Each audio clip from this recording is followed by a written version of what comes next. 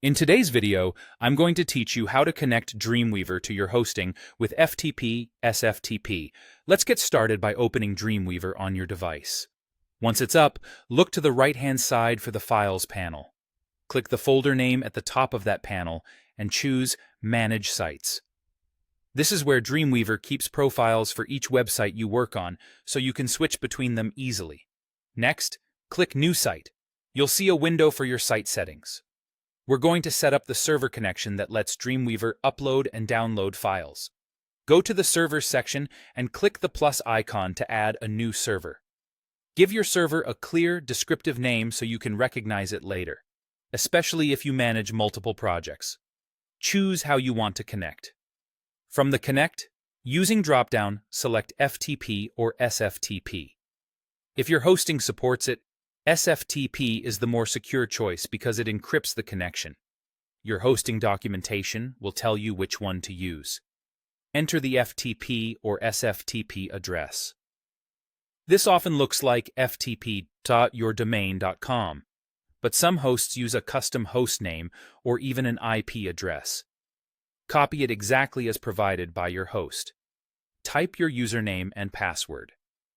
You can let Dreamweaver save the password for convenience, or leave that unchecked if you prefer to enter it each time.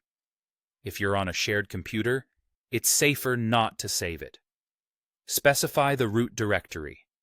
This is the folder on the server where your site lives. Many hosts use public HTML or www, but yours may differ. If your site is in a subfolder or an add-on domain, include that full path.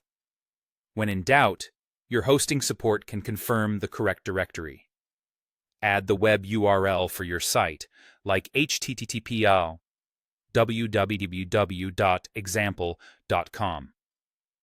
This helps Dreamweaver create accurate links and previews.